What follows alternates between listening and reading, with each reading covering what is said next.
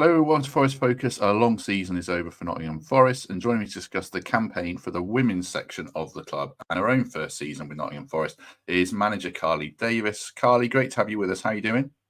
Yeah, I'm very good, Matt. Thanks for having me. No problem at all. No problem. How's it been then? First season in Nottingham. Has it been an enjoyable one for you?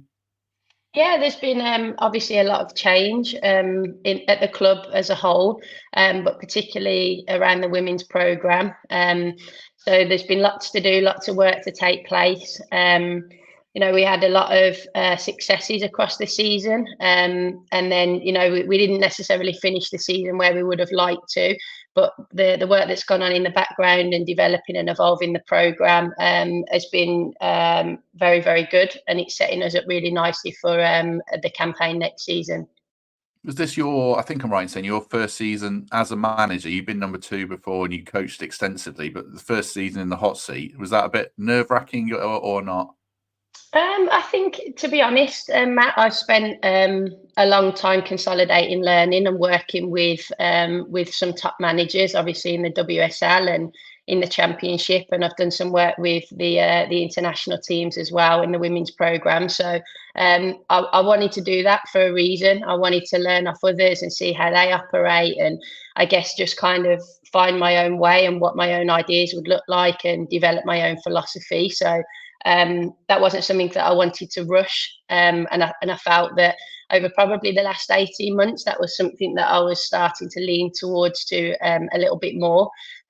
So I took the plunge in the summer to start interviewing for head coaching jobs, and decided to take the role at Nottingham Forest, which was probably a good starting point for me. It's a programme that was very successful last year, but needs evolving in terms of the infrastructure to obviously progress into the Championship and beyond that into the WSL. And I think that's where I have those experiences. So when I took my first head coach's job, I wanted to have absolute clarity on how I would run the programme, how I would build an MDT, what my playing philosophy and style would be. So it was important for me that when I took that first role that I could hit the ground running with absolute clarity on what it is that I wanted to achieve.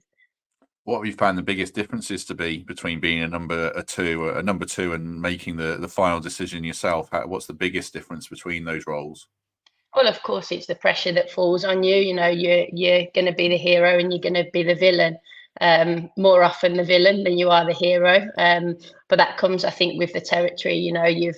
You've got 21, 22 players to try and keep happy, and that's really difficult. And when you've got a successful group of players as well who did extremely well last year, and you're coming in and you're changing things, that can be really difficult for people. But I think it's just having your processes and ensuring that you revert back to those, and that when you're making decisions, you're doing it with the best interest of the program and the people at the heart of it. So yeah, I'd say definitely the biggest thing is having to take on, I guess, all that on your shoulders. Whereas I think when you're the number two, you can advise.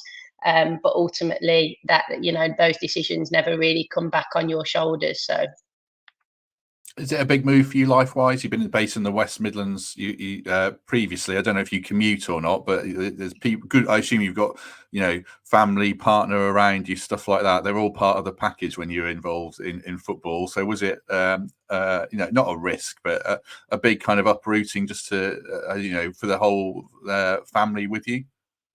I think it's. I mean, my situation is probably somewhat of a unique one. My partner was a pro footballer when I took the job. Has since retired this season and took a management job as well. So we're two managers in the women's game. So that's definitely going to have some logistical challenges as we kind of go through this journey together. But it's certainly something that you have to take into consideration. As I'm sure you're aware of, management takes a significant amount of your time. It's not just the time that you're in the building. It's on your mind 24/7. It's a lifestyle, and when you're both doing that, it can be psychologically and mentally challenging at times. So you have to find ways to manage that and make sure you give yourself that work-life balance. So yeah, at the moment I'm commuting from the Midlands, so Birmingham, so it's around about an hour commute, so 2 hours, I guess, there and back each day, which At the moment, I quite enjoy it. It gives you time to think and reflect. But as we go on this journey and as the program continues to evolve, obviously what that looks like down the road will of course change as well. So it will certainly be a learning journey for sure. Oh my God! Watch out for the potholes if you're driving to Nottingham every day. That's what I'd say. Yeah. Last question on you personally, then. Just picking up on that, is it all talking shop at home then, or is there only so much football you can talk about? I'd like to say that we're really good at having a cut-off point, but it's not been the case. We kind of tried to set a rule that when we got home we would have maybe half an hour, 45 minutes where if we needed to offload or discuss things that we could do that, but then we had a shut off point. But as anybody who works in football knows, that's not always the case. So it's definitely challenging. It's something that tests us quite often, but we have to I guess find ways to manage that, and I guess check and challenge each other when it's time to give it a rest that day. But no, I'm sure we'll get better at it as we go through this journey. So when it comes to the team as a whole, then Forest have been up there in this league for quite a while. It's a difficult league to get out of. How do you think it's gone overall? Because Newcastle, they look like they're a class above, just looking at the league table, but I don't know if that's right or not. How's the league been overall? I think, in terms of results base and resources, should they have won the league? Absolutely. If you were the owners at Newcastle and they hadn't have got out the league this year, I don't think you would be happy. And I think what you have to look at, and this is not always something that people from the outside looking in know, is the resources and the access that clubs have. And I think, the teams that finished in the top four are probably the four that have the resources and the contact time with the players. And Newcastle certainly moved to a full-time day program. So in theory, their players should be fitter, stronger, faster, and should in theory be winning the league. But we know that's not always the case. We were the only team in the league this season that actually beat them. So that's something that we were exceptionally proud of. But I think overall, were they the team that should have won the league? Probably, yeah. I think that the league standing says what it should do at this point. What were the highlights then of the season? And also, are there any games you want back? Because the margin for error is so small when you're trying to get promoted, when it's only one team that goes up. Like I say, the margin for error is so small. So any games you regret or not? Yeah, of course. That's any manager sitting here would say that. There's games that we drop points in this season that we should never have dropped points in. And there's elements to that it happens. We'd come off the high of a fantastic February and mid-January, January and mid-February, beating Newcastle. We were unbeaten since, the turn of the season. And then we went away and dropped points at Feds, which was probably the point then where mentally and psychologically the league becomes really difficult for the players, because we knew that Newcastle were very unlikely to slip up.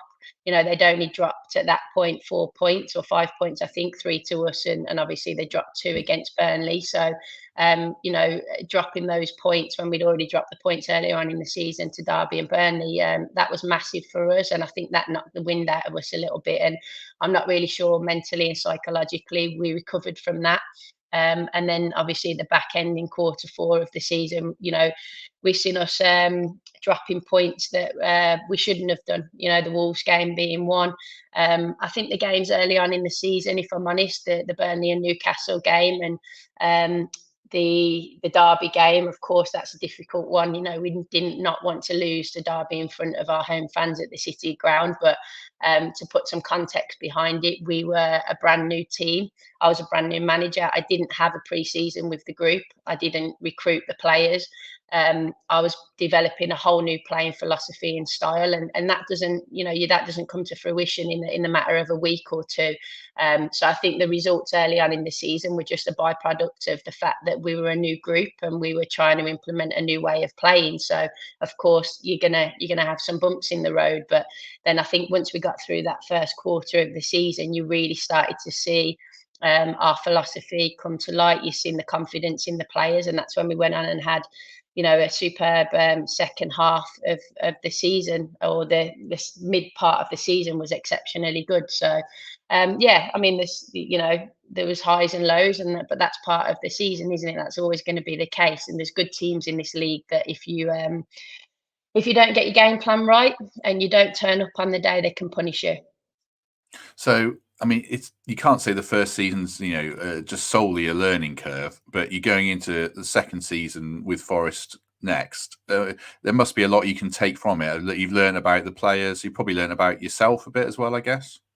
Yeah, of course. Like I don't really have that. I had a little bit of experience of tier three football. I did a little bit of work at West Brom last year, was doing some coaching there. So that was my first experience of this league. I'd worked in the WSL for 4 years prior to that, and the Championship for multiple years prior to that. So I didn't understand, I guess, the landscape of tier three, how difficult the league is in terms of the logistics of the calendar.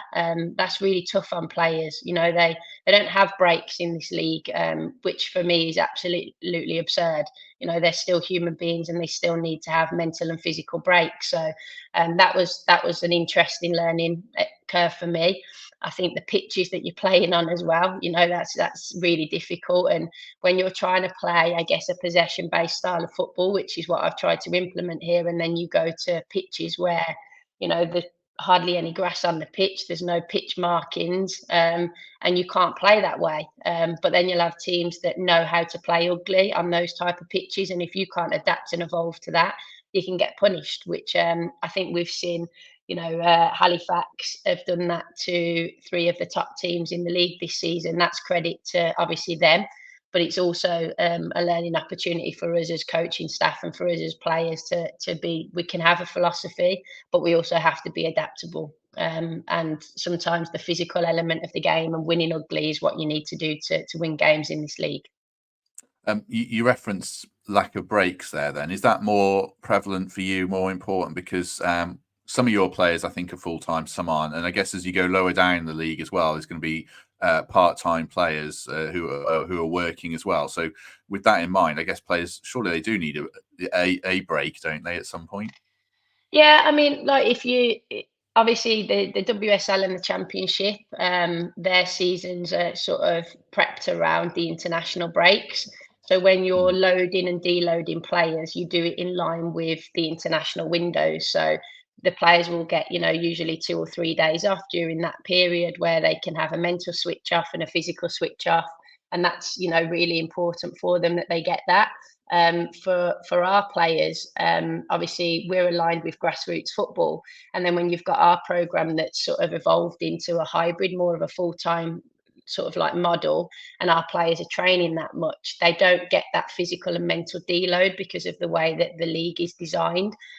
You will have breaks in the calendar, but they're postponement windows, and often, as we know with this league, because of the pitches and they're not able to withstand the weather during the winter months, you can get fixtures postponed, and then where you think you might have a break, you then end up with a 2-game week. So you can't plan for sort of the physical elements, which is really, really difficult. It's really challenging for our physical performance team, and it's really challenging for our players and for us as technical staff to make sure that we can keep our players fit and fresh to be able to perform across the course of the season. And that's something that we've certainly learned as we've gone on this journey this year.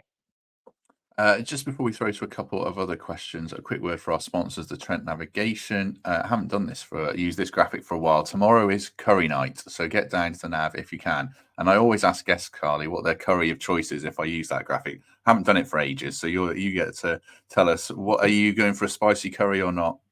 I do. I'll be honest. I don't often have curries, and the reason being is because obviously in our industry you have to speak to people quite a lot, and I have a bit of a conscious thing about smells. So I often would not choose curry. But if I do, it would be something really hot. I do like spicy food. I tend to cover most of my food in hot sauce, so it'd be something quite hot for sure. Hot sauce. I can't get on with hot sauce. I have too much mayonnaise as well. My hot Well, sauce. that's me, Interesting. mayonnaise and hot sauce. Good answer. Good answer. I like it. Well, how have you found the Forest fans this season? Because you get lower attendances than the men's team, obviously, but does that make it more of a family, I guess, with the fans? Yeah, look, it's one of the things that I've thoroughly enjoyed about coming here. Being in the league a little bit last year and seeing sort of the media attention that Nottingham Forest get, and that's credit to the media team here and the work that they do. And then, when we went and played them and seeing the following that they had as well, the fans are exceptional. It's a rich club with rich history, and the fans are absolutely unbelievable with that. And I think the day that we played Derby at the City Ground and we broke the league record with, I think it was 6,700 fans in the stadium that day. And when I stood on the terrace and they started singing the Mullankin Tyne, I was sort of, it was like hairs on the back of your neck stand up, and that was a pretty special moment for me. And the fans, they want the club to be successful. They want the club to get back to where it was, and the women's team are part of that. And the club's ambitious, I'm ambitious, and we want to do well for the fans. And the good thing is they want success, but when they want success, if you don't get it, they can be quite harsh, but that comes with the territory.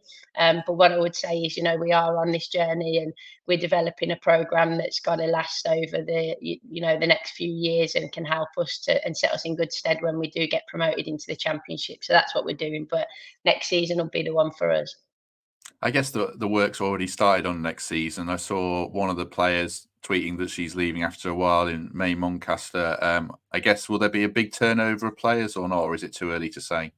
There's not going to be a massive turnover, of course. With progression comes change, and change can be exceptionally difficult.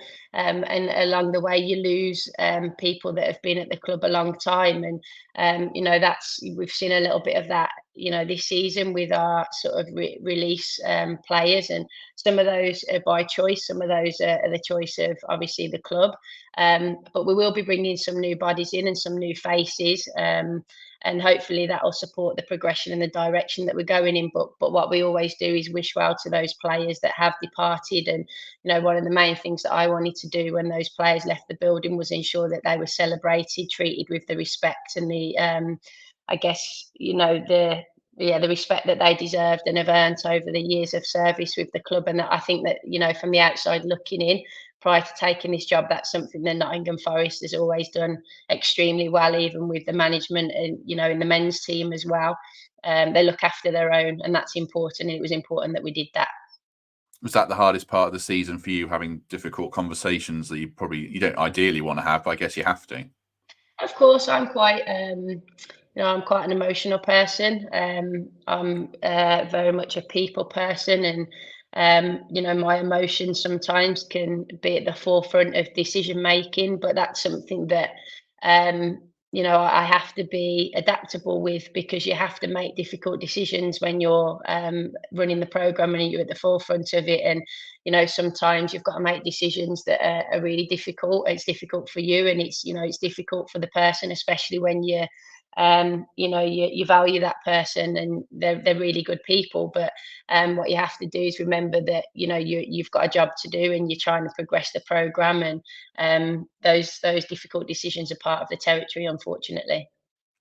Just lastly, then, what does next season's league look like? I don't know if there's playoffs and the league's decided, you know exactly who you're facing next week, but are you expecting it to be just as tough with another Newcastle, or does it feel slightly more wide open looking ahead? I mean, I don't know. There's always a rumour mill around what other clubs are doing. We obviously seen two southern clubs come down into the Southern League, which we expect then one of the southern teams is going to come across. There's been no confirmation of who that's going to be yet. We have some idea of who that may or may not be. But whoever comes across are going to be a tough outfit. I'm sure Wolves, as always, are a difficult setup. Burnley, finished second in front of us this year by a point, so they'll be a difficult side, and they'll again be pushing for promotion.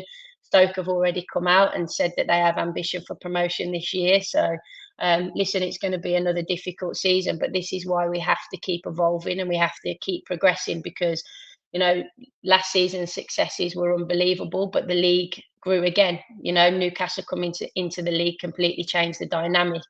Burnley invested further, we invested further, Wolves invested further. So it's always changing, and we have to continue to change and evolve with it. So we're doing our work in the background, and we certainly know what we need to do to get out of the league. So. Last question: as a person, are you, and as a manager, are you someone who the season ends, you want a couple of weeks to decompress, or as soon as that final whistle blows, you're like, right, I've got to get back to work for next season straight away?